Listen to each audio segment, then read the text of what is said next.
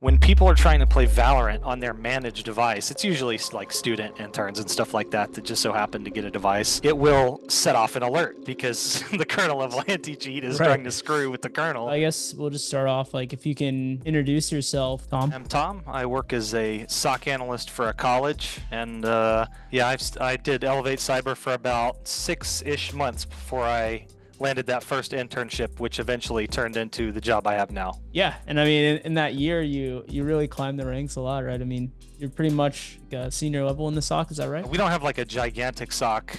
We have interns. I'm blessed enough to have interns, but they basically act as our tier one. And then kind of at the 2/3 level, we've got myself and another analyst, and then the person above us, the SOC manager. He's been there about a year longer than me, so kind of a fresh-ish SOC because people have been leveling up in our department and stuff like that and going to all different roles. Nice. Yeah, it's really interesting to talk to you about the SOC now because I remember back when you joined, you originally were really sure that you wanted to be a pen tester, I think, wasn't it? Yeah, and directionally, that's kind of how I started out. As well, initially I was creating a foundation because I wasn't certain where I wanted to go in cybersecurity for the first month or so. The Army was going to pay for my certifications and stuff like that, so I started with a pretty traditional path. I did just networking and security fundamentals to start out because I was told, I don't remember where I heard it initially, but if you don't know networking, then you're just going to get laughed out of pretty much any cybersecurity interview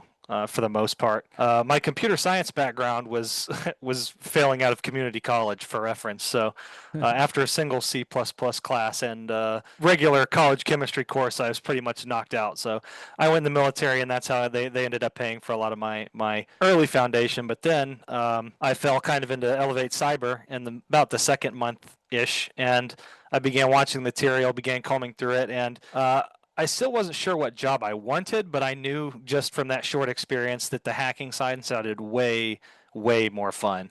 Because honestly, the blue team stuff is not attractive up front just as a regular proposal. It's hard to practice without a full environment, nor could you effectively emulate one without like a lot of assets at your disposal or a lot of time. And I'll say if you're really dedicated, sure, you could do it. Like you can set up open source stuff. You can go spend 15-20 bucks on some cloud assets, 2-3 machines, and check out Sentinel, put Sentinel EDR on it, and you can do all sorts of creative things if you really want to do it. But the hacking side, let's just be honest. I mean, they've got Try Hack Me and Hack the Box and all sorts of projects that people have created that you go in. You may have to do initial setup, but then it's just you're just knocking pins over. You're doing attack after attack after attack, and you can document it. You can write it. The pen testing side, it seemed kind of like you get to go in and tear stuff up, and the blue team guys are like they're like cleanup crew after you've ran amok in their network. So kind of at first you would think that the pen testing stuff would be extremely fun and the blue team stuff would be extremely not fun, but that's not necessarily the case. Yeah, I think that's a really good point because I'm thinking of it because from my perspective, I've worked as a pen tester my entire career, and I'm sitting over here, listening to on our weekly calls some of the stories you tell us, and we'll get into some of the juicy stories later. But I'm listening to those, and I'm like, man, I might have chose the wrong career path because what in some of these pen testing jobs, it's like you're just kind of, especially if you work for an internal team, you might be pen testing the same apps just like cyclically over and over and over because they make some small update and there's not really much different, and you're just kind of going through the motions sometimes when you're working for an internal team and some of the apps have been super picked through.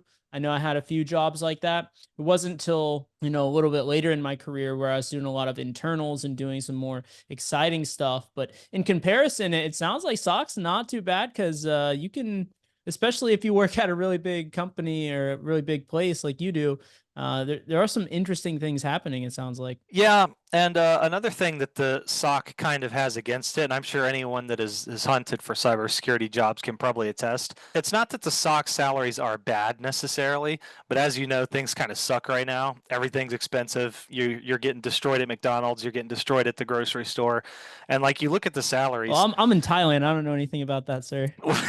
Yeah, well, when you look at these salaries, the pen testing salaries, I mean, I think even at one point, I think I saw Tiberius or someone on LinkedIn. I could be misquoting who it is, but they said like they would not accept anything less than 100,000 basically for a base pen tester salary, and that's reflected in terms of the salaries that I see for the red team positions for I mean, even junior pen testing positions. You go on LinkedIn and Indeed, and you can just be blown away at some of the salaries. Like I've seen Square and I've seen DoorDash pen testers jobs for like $200,000 a year. Yeah. But then you look over at the SOC analyst side. I mean, it could be 50,000 in your area. It could be 60. It could be 70. I think the Bureau of Labor Statistics says that the average salary is like 120K. That is absolutely not the case. I don't think unless you're the SOC manager or you've got some tenure behind you Yeah, you can throw around. I think that's a really valid point and something to consider for everyone here is because, one of the things about the offensive side and the defensive side, is talking about pen testing and SOC analyst is, the offensive side is a much smaller pool of jobs. There's going to be less people. Like if you look at a cybersecurity organization, the vast majority of people are going to be on the defensive side, and it's going to be a very small percentage of them that are on the offensive side. So even though it pays a lot more on the pen testing side, you're going to have a lot more job openings on the defensive side, but you're also going to have more applicants as well. And maybe the salary is going to reflect that. It's going to be potentially lower, at least for starting out. But, I'm sure as well, like people that have been on in the field for a long time, whether it's on the offensive or defensive side, they're working that salary pretty high up. It doesn't matter at a certain point, I feel. Yeah, I tend to agree. That's definitely the case. So when we talked about how, you're kind of feeling your way through when you first got into cybersecurity and looking at different opportunities, and when you went through the training and stuff, you end up liking the defensive side a lot and end up landing that job in the SOC. Was it what you expected to be, or did it surprise you in any ways? Not quite, mainly because our SOC is just a little bit different. Like I said, I've got interns at my disposal, and they pretty much act as the entire tier one. Got your minions. Yeah, and I mean, and they're all like super geniuses, and we can rely on them to do some pretty spectacular legwork in terms of the daily tasks and things that in the SOC you're going to have whatever organization you work at. You're going to have these common daily tasks. One of ours is like monitoring the multi-factor because we have tens of thousands of people that come through our university. Lots of them are going to have their multi-factor for all their accounts on everything. Some people need extra for remoting into sensitive stuff, so they've got like double the multi-factor going on. And then you've got And let's just say for everyone watching here, this university. We won't say it, but this university for sure. If you're in the yeah. US. Yeah. And of course, if you're in the SOC, you're also going to be dealing with a lot of phishing, guaranteed, regardless Mm. of where you're at, and it doesn't matter what kind. It could be, email phishing, whatever. If they can reach and touch your users with it, you're going to be dealing with it more than likely, and you have to be kind of proactive about it. Usually by setting specific detections. Like I'll give you an example. At our university, one of the most prolific things we see, it's not even necessarily to protect the university; it's more to protect the students. But it's job scams. So a lot of these college students are super broke and they are just getting absolutely obliterated by tuition and they are desperate for money.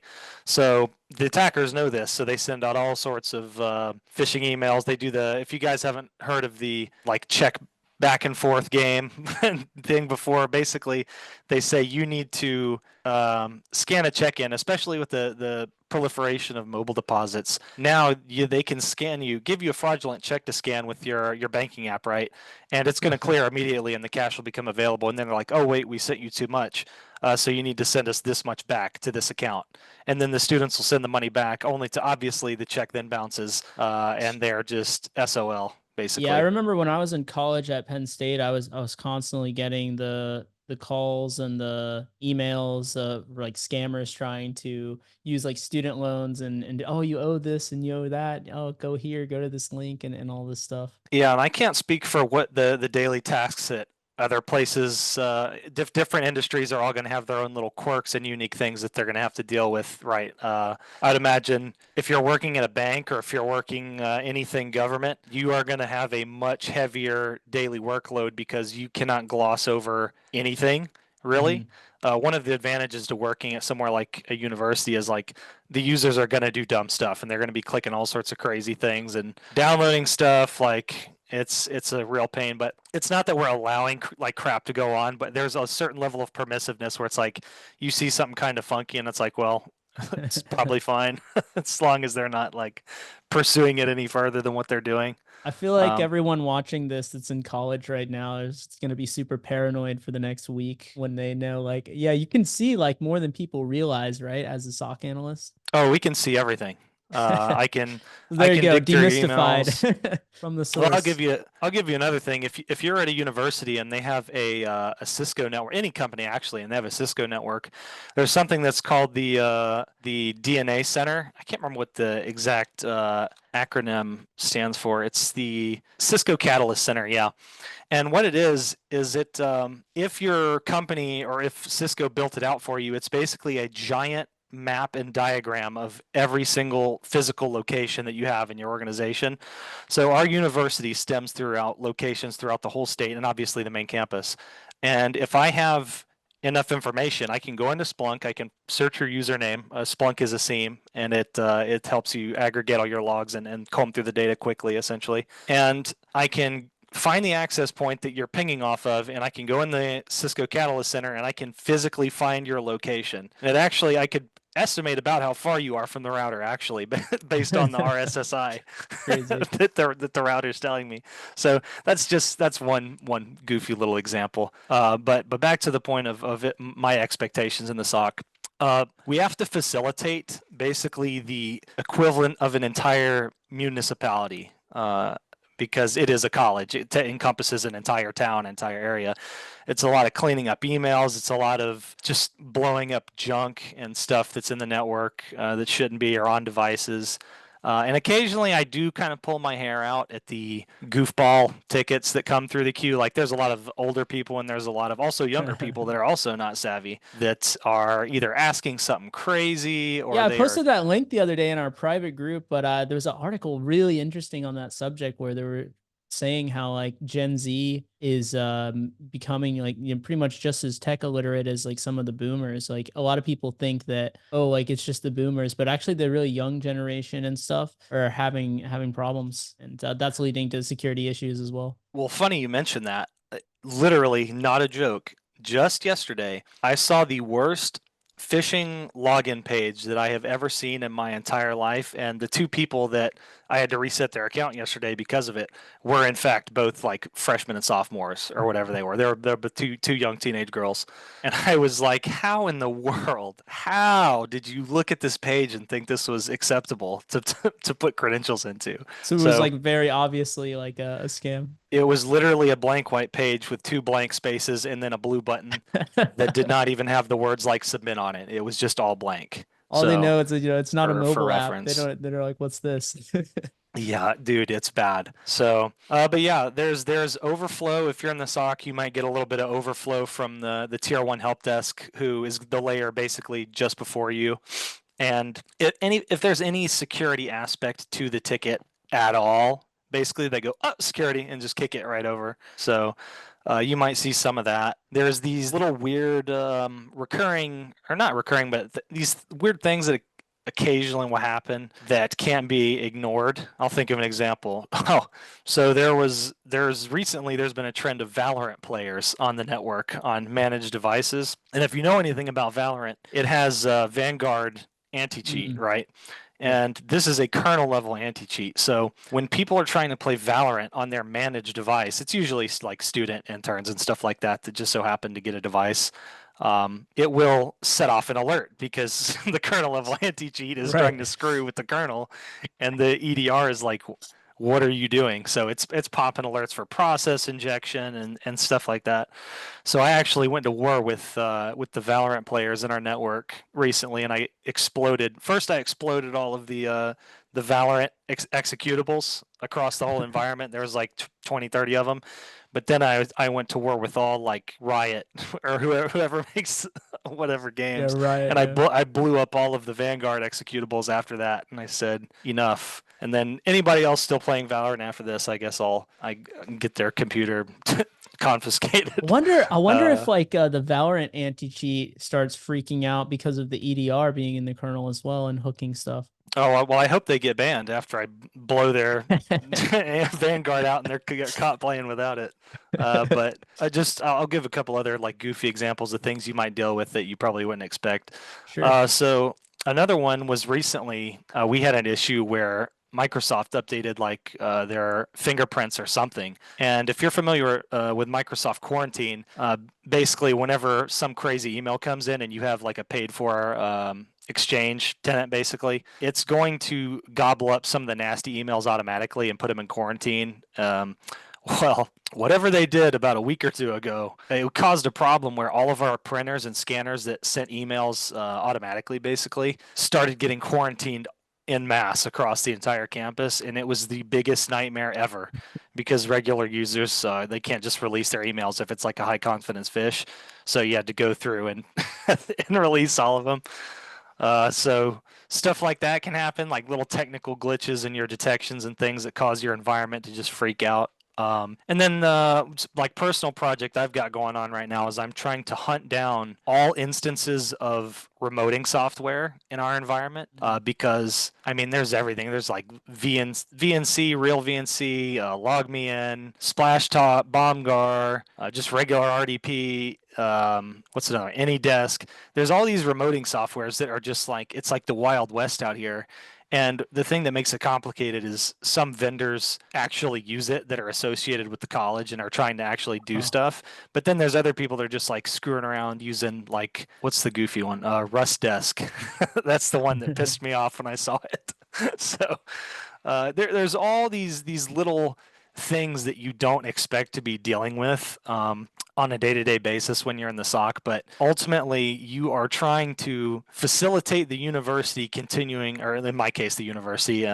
You're trying to facilitate your organization's operations in a way that is both non-intrusive, but you're also being effective at hunting down threats and getting rid of nonsense in the environment. Yeah, perfect. Yeah, really well said. So, what would you say then would be the most important skills for someone if they wanted to get into this role as a SOC analyst? Well, in terms of getting into a just a regular like low mid-level SOC position, honestly, you need to know it's kind of in layers. You just need to know cybersecurity like stuff in quotes across the board.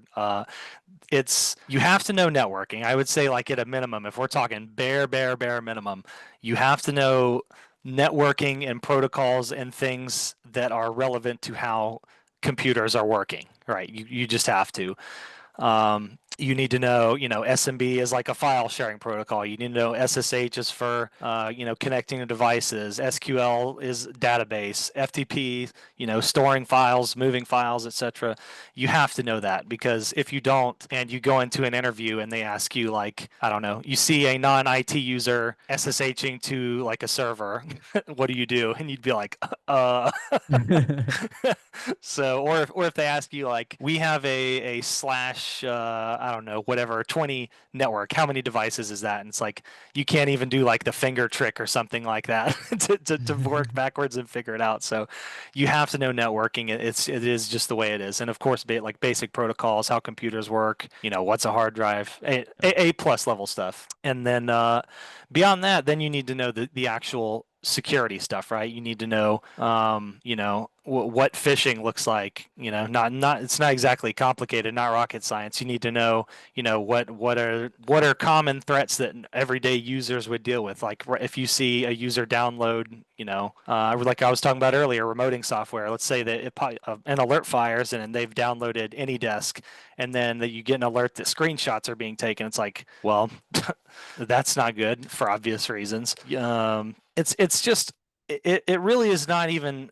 It's hard to describe for me because it's not that hard. It's just not that difficult. And that's one thing Um, I try to tell people all the time, and I think that sometimes it might fall on deaf ears when I'm saying it because I'm a content creator and I've been in the space for a long time in cybersecurity. So people have a tendency to be like, oh yeah, of course it's easy for you or whatever. But the reality is like, no, even when I landed my first job, even on the pen testing side, I had the same sentiment where I was like, wow, I was really surprised that like how simple it was to do the job. And I think that in cybersecurity, it's really easy to look at the people that you see online and think that that's like what everyone's doing. But the reality is the people that you're seeing out there that are posting all these crazy like blog posts and all this stuff, you're looking at like the top 5%, top 1% of people in the field. And the vast majority of people are just like everyday people doing these jobs, and it's really not that difficult to do the job. Now it's difficult to get in, which is why I started up the mentorship and training and everything like that. But to actually do the job, I wouldn't say that it's difficult at all on the pen testing side from my perspective. And I guess you had the same experience on the SOC side as well then. Yeah, and maybe I'm not great at explaining like the the security portion of it because it's kind of like when it comes to the pen testing. So maybe I'll use this as a reference. So when I was learning the pen testing stuff, right, you learn early on when you do some of the early rooms on like Try Hack Me, or when you do like what we do in the network pen testing workshop and stuff like that. These just basic attacks, like you scan, you find a version of FTP that is, kind of funky looking. You Google it, and you're like, oh, there's a publicly available exploit for it. Um, sometimes just knowing, I mean, that much is kind of the road to understanding. It's like a lot of this stuff is not hard. A lot of it is a matter of just patching and making sure things are up to date and knowing what wrong looks like. Then of course after you move on from that level of stuff, then you're talking about like, well, how do you start pen testing whole environments, not just one machine? It's like, well, then you move on to Active Directory type stuff, where it's like, how does Active Directory work? What is the Kerberos system like do? What is a domain controller? What is LDAP? And once you learn all that stuff, then it becomes kind of clear. And especially after you exploit it and you write about it and you've kind of drill it in, it kind of helps understand what it looks like from the other side of that. So let's say I'm just sitting here, I'm a SOC analyst, and then an alert comes into my queue, suspected brute forced, attack is going through. Well, brute forcing is when somebody is just cramming a bunch of credentials into into a field and hoping they get in. So you say, okay, well, where's that coming from? You look at the IP, and if you have a way to just blanket block people from the environment via IP, then you just throw the IP in there. Or if it's a little more complicated, let's say you see there's an authentication from it, and then you look in Azure Entra ID or whatever your environment uses, and you see, well, now they're logged in from Warsaw, Poland. They're logged in from or somewhere insane. It's like, well, now I've got to go change their password. I've got to kill all their sessions, and then I've got to go see what caused that, and then also notify the user. It's it just helps you perceive things quicker. I would say that's the skill. The more you understand about the offensive side, it helps you gauge levels of threats better. If that's pretty much how I would describe it. You can prioritize things. Yeah, and that's a nice thing about cybersecurity. It's very interconnected. So if you're learning the offensive side, that's going to help you on any of the defensive jobs, just like Tom mentioned. But also on the defensive jobs, that helps you with the offensive side as well if you learn like some defensive stuff. And so that's the advantage that I see for sure. And that's why like even with the training, we're really focused on the fundamentals and things like that. Just like Tom was saying, networking is super important, and that pretty much goes for any role that you would take in cybersecurity. All right, yeah. So I know you mentioned some pretty good stories already, but is there any like standout one, any crazy sock story that you want to share as well? Yeah, without giving out too many details, this happened a good while ago, so I should be clear.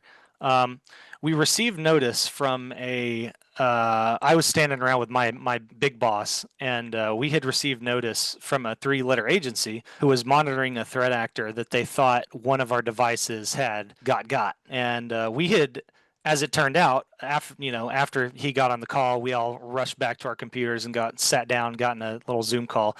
It turned out we had already isolated the device like 30 minutes ago due to the behavior on it. Well, actually, one of our interns did, which made us look really good. Like literally caught the device, as they called, and we traced the compromise backwards. So we started looking at clues, looking at what was going on, and eventually we found out that a very popular site for our organization had actually been turned into a watering hole.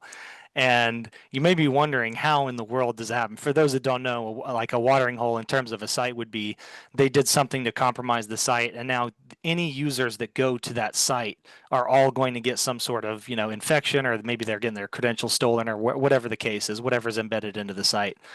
And as it turns out, it was a third party that managed the site for us had an account compromise, and basically they did some the attacker did some cross-site scripting on the page, Mm. and probably untold hundreds or thousands of people were getting newsletters from this page regularly. So Oh man. basically when you came on the page it would do a fake little Windows update pop up, and then from there it drops something to your device, and then it starts doing some other bad stuff. That's probably the craziest thing I've seen. It's like literally someone like embedded themselves. Now luckily it was not technically attached to our infrastructure. Like it was not on any physical device other than the two endpoints that picked up the malware and tipped us off. It was a separate asset from on campus, but it was still like crazy, like that someone they planted something, and then people are like getting emails like, "Oh, I think I'll go to the site and read about this and this," and then they're getting like crap dropped on their computer. It's like yikes. But yeah, it can definitely happen. There's all sorts of stuff that can go on like that. Yeah, that's wild. Yeah. And obviously, from the attacker's perspective, they probably did their research beforehand, and they're like, "Oh, this is a news site or whatever that a lot of people are going to, so this is a good target as well." More important skills you need to know business functions. You need to know who is who. You need to know what is normal and not normal for your organization. That comes with time over working somewhere. So we have IT consultants, for example, and I check in with them periodically to see stuff like that's going on that they see. And we have meetings. You're gonna have a lot of meetings in cybersecurity. It's just the way it is. You need to know who handles what problems so that you can figure out. And again, this is after you get there. This is kind of somewhat separate from being like getting the SOC analyst job, but if you've got a sense of how things work, that helps. And then another one is you need to know what IT looks like. So, for example, you see an alert for brute forcing, but it doesn't look like brute forcing necessarily, and the way that and you're kind of like, well, this doesn't. I don't know what's going on here. But then you find out the responsible IP is a load balancer. Does that change the equation? Is that something that could be like, well, maybe it's load balancer like doing some Active Directory stuff, and it's just it's just like throwing a bunch of crap through. I have no idea. Or you see, a user might be getting locked out due to failed authentication. So maybe you think they're having some kind of issue. But then you find out that maybe that if they get stuck authentication somewhere like a printer, maybe they're getting locked out because of that. There's these little gremlins that, and this is where when people say you should have IT help desk experience to get into cyber, this is the kind of stuff they're talking about. But it's not exactly the type of problems that are like do or die, like make or break. Like if you don't recognize what stuck authentication looks like, you can't get into cybersecurity. It's just like good to know. And then of course, there's cases where things are obvious. There's cases where it's not obvious. But your job as a SOC analyst, the reason why you're primarily there is actually more for the 1% than the 99%, because the Mm. 99% is like it's all junk, it's all tedium, it's all like day to day. This person failed their authentication, whatever, send them a ticket, that type of thing. Whereas that 1%, that's where they really need you to like to lock in. Like you really need to be with it when there's a major incident going on, whether it be there's someone found some crazy like artifact on a server, like there's a web shell dropped on a server that's deep in. You just kind of you got to have sharpened senses. So that's kind of where like having some of that pen testing stuff helped me early on, is because I know what bad looks like. Like I've done it. I've seen it and I've done it. So that's why when you're getting into defensive, it does help to have some offensive skills as well. Yeah, that's pretty much Perfect. it. That's the Okay. rest of the little things. Let's get into the kind of juicy stuff here. Like in your view, is it easier to target a SOC or a pen testing job as your first cybersecurity job, and why? What would you say? I would say if you're going to try and get a cybersecurity job, I mean, once you're primed and ready to go, you should be willing to accept not anything, but you should try to get what you can get. And SOC is the easiest because there are way more SOC positions open than there are pen testing positions. I would say nowadays the stigma is starting to die down a little bit that you can't get into pen testing straight away. They're definitely in my interview for my internship and for my job position ultimately, um, they asked if I was going to be if I like had to get a pen testing job. This is when I first met them. I was like, well, no, I don't have to get a pen testing I job guess I've talked to a afterwards. And lot of I people like that, right? yeah, and my big boss now he was kind of questioning, or not questioning, but he was saying basically like, it's kind of worrying to see people get into security without going through that help desk stuff, and then pen testing is kind of more of an intermediate role. That stigma is kind of dying down a little bit with Yeah. the huge boom in offensive security content and training that's come out in the last few years. I never believed for a second that you couldn't be a pen tester without like fixing printers or like watching an alert queue for 5 years or something like that. That was completely ridiculous because I had gorged myself on offensive security content, not OffSec the company, but just generally Oh pen yeah, testing you're content. blazing through that content, I remember.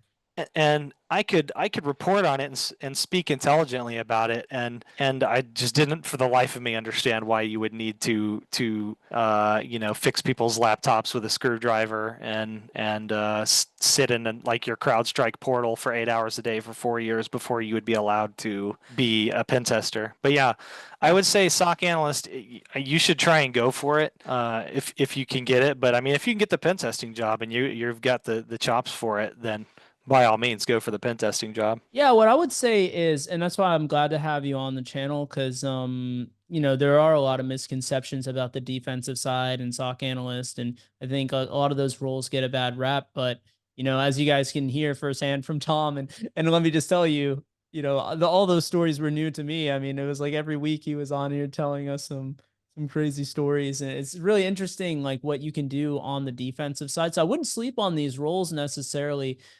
because I mean, honestly, after hearing his experience, I will tell you guys that a SOC role, like a level one SOC role, is going to be more interesting than an entry level pen testing job. Straight up, I will say that.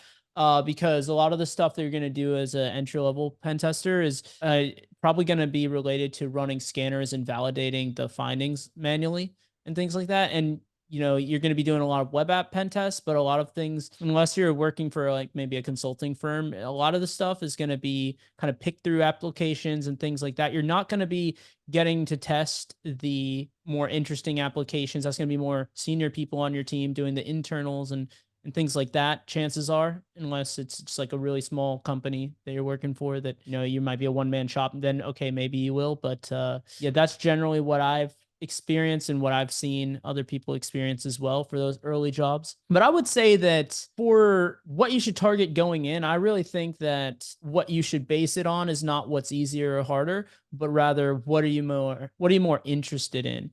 And after hearing some of these stories, hey, maybe you're fired up to take a look at the sock side. I would say by all means, whatever you choose though, definitely, pick something. Don't be like one of those people where you're like, oh, I just want a cybersecurity job. I mean, you can think that, sure, but you want to be very intentional when you're applying to these jobs, because if you try to just put this generic resume out, that's how I see a lot of people failing. It's like, oh, they're a good fit for every role, but a great fit for none of them. And I mean, you got to think about it from the other side. When these companies are getting like 500 applicants, 1,000 applicants to these jobs, you think they're going to pick someone that's a good fit or someone that's a great fit. So I'd say regardless though, is at the end of the day, you're eventually going to hit like a point where things get difficult anyways if you want to keep learning and keep elevating yourself in cybersecurity. So you may as well just pick the area that you enjoy doing the most. Is my final thoughts on it. But how do you see AI impacting entry level jobs in the SOC? I got to ask, because I know that there's been a lot of huge developments and a lot of talk about AI on the pen testing side as well, and what threat actors are doing with AI to improve the malware and the phishing and all of that. How do you see it impacting the SOC specifically and things like that? Well, I think the biggest question that most people want to know when you bring up that topic is, am I going to be replaced? That's like the Right, key. right, yeah, That's the key concern, right? Well, exactly. I can ease everyone's nerves, at least in the near term. When I say near term, I mean like maybe 15 years probably. I would say AI is probably not going to affect SOC jobs too much until we begin seeing basically, but when we start nearing the end stages of automation, not just for cyber jobs, but for all jobs. Like the thing that makes you valuable as a SOC analyst is how much you know about your own environment and how knowledgeable you are about cyber. Mm, That's the two things that matter more than anything else in the mhm. SOC. And one of the reasons I'm effective is that when I see a certain department's device acting up, I have several ways of dealing with the problem. I could contact the consultant for that department. I could manually blow up whatever's causing the issue. I obviously, I mean, I can isolate the device. I could go in person. I could literally go and use what used to be called the hand, and I can go unplug it from the network if I really want Just to. thinking about this for a second, right? It's almost like a catch 22 if they do it right. Because think about it, right? The reason that AI can't really replace right now a lot of the SOC stuff is you have to understand the environment really well. Well, okay, you can train up an AI so it understands the environment, like every detail of it, right? Well, if you do that, then that's a security risk because now you have this thing that knows everything about your environment. So if an attacker is able to like social engineer it or compromise the AI agent, then I mean, you're just cooked, aren't you? Yeah, well, I mean, what you'll find with automation and dealing with threats in particular in the cyber world is it's either overkill or it's not good enough, and you Mm, can never have not good enough. We already have certain levels of automation called like run books and SOAR and things like that, and a lot of the time it does get things wrong. And when it gets something wrong, it almost always causes some sort of holdup or problem with the user, which makes people really queasy. They really do not like when there's any level of inconvenience, especially if it's anyone with any level of connection or seniority. So ultimately, that's a no go. And in terms of using it alongside, in your workflow, I use it extremely often because we have an organizational, co-pilot that's supposedly doesn't leak data stuff that's yet to be determined. But right. if I need scripting done, I may, depending on what it is, I may pop over to GPT or I may use Copilot. Copilot's pretty good with PowerShell and stuff like that. And then also there's like complications with it, right? So ultimately the SOC still reports to some sort of authority, and whether it be a security director, head of cybersecurity, whatever you want to call it, CISO. What happens when tickets come to the security team that require input, like from an entire team? Mm, If you need an entire team's opinion, who are you going to ask? The computer. right. This is something that it happens literally like every single day. There's times where we have to confer with each other. I have to ask our GRC person. I have to ask like our whole security team. What do we think about this? What do we think about that? I don't think a ticket's going to come into Jira or ServiceNow or whatever it is, and the AI SOC analyst to be like, oh, I definitely know how to handle this really stupid, convoluted problem, and I can definitely provide a solution very quickly on it. Well, actually, it It's would say that, but you would just have your fingers crossed to hope that it's not going to confidently give you the wrong answer, right? That's Yeah, the whole you're going thing. to get like an AI hallucination responding to a ticket, and it's going to cause like a total meltdown. Yeah. So you do things like, and of course, there's things that I do that I don't think an AI SOC analyst is going to do, for a little bit, like attack Mm, surface checks or hunting for shadow IT. I'll tell you one thing that I do personally. I don't know how many SOC analysts do this. When I'm on campus, because I have a hybrid schedule, I'll mm. literally walk around and like go check electrical closets. I'll go look at, anywhere I know where there's computers sitting around. I'll go look at point of sale systems, and I'll just look for stuff. Any reason that I can find to maybe I need to send someone an email, and it's resulted in me finding things before. I Nice, won't nice. say what I found one time, but I went in an electrical closet and there was a vendor laptop just swung wide open, and I look and there was a particular type of we'll call it a credential manager open, and I was looking at it. I was like, oh, that's really neat. So, and this, I mean, it's kind of funny, but it's true. There's stuff that it just cannot do right now. Maybe it could do it in the future, but I'm You sure need we've a seen. AI Tom holograms walking around the campus checking the closets.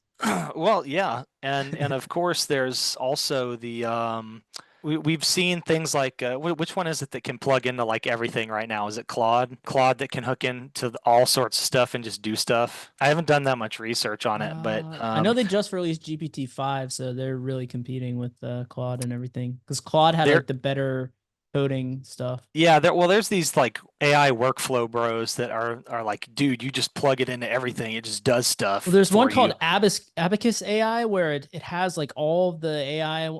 different AI tools and models built into it, and it will choose like which one based on your task and stuff. It's kind of neat. I have to check it out a little more, but my mentor was telling me about that one. Yeah, well, you have to also think these AI analysts and stuff would be like unfathomably expensive with all the stuff that they would have to plug into and be able Oh to yeah. do. Yeah, yeah. All of this stuff is it doesn't run on like magic juice. It's sending and receiving telemetry, and of course it's Mhm. exhausting real electrical resources. It's exhausting real, it has a real life tangible effect. So this would be technology that would be plugged into everything, sending, I mean, quite possibly millions or billions of requests, daily or weekly, and it would need extreme levels of permissions Man, in that would be order fun to to be a red accomplish these teamer when that's tasks. going on. You can blend in. You'd probably run like the noisiest stuff and fly under the I radar potentially. I actually think that we're going to see like a second golden age of cybercrime coming up when they start coming up with these god level AI tools that Mm, plug into everything in your entire network. yeah, Because we're already starting to it see some of it. there's a reason why some of these things that exist now, like for example, PIM roles with like in Entra ID and Microsoft environments, where like Yeah. I have, for example, I have like security. Most SOC analysts would have security administrator, security reader, whatever job they do. You cannot access certain resources Yep. without activating that PIM role, and that's why those things exist, right? So it doesn't really do any good to to to hire an AI SOC analyst that costs probably like $500,000 a year or something ludicrous, just so it can be a god of your environment, and then for that, something to happen to that, it's like all you had to do was hire like a teenager and give him a PIM role, and it would have been fine. So, it to me it just sounds dangerous and almost impossible Yeah. on its face that a lot of this AI nonsense is going to just start kicking like whole 10-man teams of SOC analysts out of their office. And then Hmm. let's just say we'll buy it on its face that AI just starts taking all the tier 1 and 2 SOC jobs.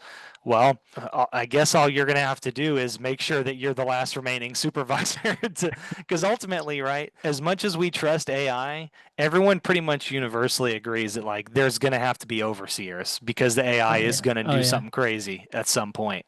So if I give in and I say, yeah, AI is taking our jobs, well, you better have the skills and you better be good enough that you're the last human in the office, I guess. Hey, I mean, if you're watching this now and you're learning now, you still got plenty of time, is what I would say.